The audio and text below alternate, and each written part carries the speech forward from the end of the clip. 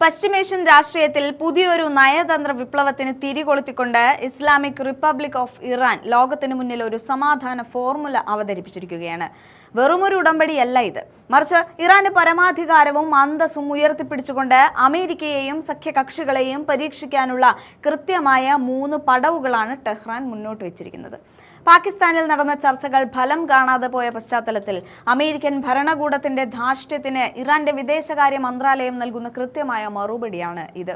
Iran മുന്നോട്ട് വെച്ചിരിക്കുന്ന ഈ ത്രിതല ഫോർമുലയുടെ പ്രത്യേകത ഓരോ ഘട്ടവും മുൻപത്തെ ഘട്ടത്തിന്റെ വിജയത്തെ ആശ്രയിച്ചിരിക്കുന്നു എന്നതാണ്. അതായത് ശൂന്യമായ വാഗ്ദാനങ്ങൾ നൽകി ഇറാനെ കബളിപ്പിക്കാമെന്ന് ആരും വിചാരിക്കേണ്ടതില്ല.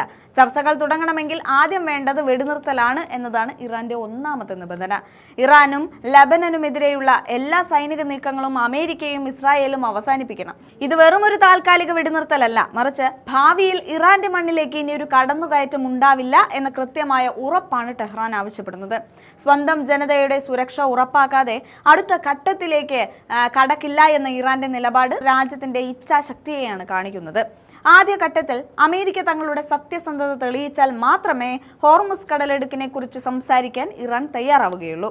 ആഗോള എണ്ണ വ്യാപാരത്തിന്റെ സിരയായ ഹോർമുസ് കടലിടുക്കിന്റെ മാനേജ്മെന്റ് പങ്കിടാൻ തയ്യാറാണെന്ന് അറിയിച്ചതിലൂടെ ലോകത്തിന്റെ സാമ്പത്തിക ഭദ്രതയിൽ ഇറാൻ എത്രത്തോളം ഉത്തരവാദിത്തം കാണിക്കുന്നുണ്ട് എന്നത് വ്യക്തമാണ്. എന്നാൽ ഇത് ഇറാന്റെ നിയന്ത്രണത്തിന് വിധേയമായിരിക്കണം. മേഖലയിലെ സുരക്ഷാ ചുമതലയിൽ മാന്യമായ പങ്കാളിത്തം ഉറപ്പാക്കിയാൽ മാത്രമേ പശ്ചിമേഷ്യയിലെ സംഘർഷങ്ങൾക്ക് അറുതി വരുത്താൻ കഴിയൂ എന്ന് ഇറാൻ വിശ്വസിക്കുന്നുണ്ട്. ഏറ്റവും ഒടുവിൽ മാത്രമേ ആണവ പ്രശ്നത്തെക്കുറിച്ച് ചർച്ച ചെയ്യൂ എന്ന ഇറാന്റെ തീരുമാനം പാശ്ചാത്യ ശക്തികൾക്കുള്ള വലിയൊരു സന്ദേശമാണ്. ആദ്യ 2 ഘട്ടങ്ങളിൽ തങ്ങൾക്ക് അനുകൂലമായ തീരുമാനങ്ങൾ ഉണ്ടായാൽ മാത്രമേ ഈ കാര്യങ്ങളിൽ എന്തെങ്കിലും വിട്ടുവീഴ്ചയെക്കുറിച്ച് ചിന്തിക്കാനാകൂ.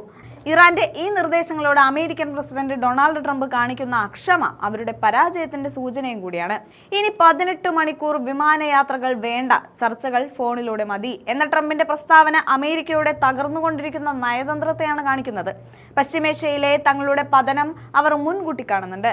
വൈറ്റ് ഹൗസ് വക്താവ് ഒലിവിയ വെയിൽസ് ഈ നിർദ്ദേശങ്ങളെ പുച്ഛിച്ചു തള്ളാൻ ശ്രമിക്കുന്നുണ്ടെങ്കിലും ട്രംപ് വിളിച്ചു ചേർത്ത സിറ്റുവേഷൻ റൂം മീറ്റിംഗ് തെളിയിക്കുന്നത് ഇറാന്റെ ഈ നീക്കം അവരെ എത്രത്തോളം ഭയപ്പെടുത്തുന്നുണ്ട് എന്നതാണ്. അതേസമയം ഇറാന്റെ വിദേശകാര്യമന്ത്രി അബ്ബാസ് അരാഗ്ചി ഇപ്പോൾ റഷ്യ സന്ദർശിച്ച് വ്ളാഡിമിർ പുടിനുമായി ചർച്ച നടത്തുന്നത് ഈ നയതന്ത്ര നീക്കങ്ങൾക്ക് ആഗോളതലത്തിൽ പുതിയൊരു മാനം നൽകുന്നുണ്ട്.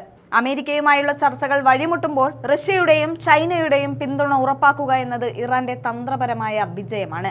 ചുരുക്കത്തിൽ ഇറാന്റെ 3 ഘട്ട ഫോർമുല സമാധാനത്തിലേക്കുള്ള വാതിലായി ലോകം കാണുമ്പോൾ അത് സ്വീകരിക്കാൻ അമേരിക്കയ്ക്ക് മടിയാണെങ്കിൽ അതിന്റെ പ്രത്യാഘാതം വലുതായിരിക്കും.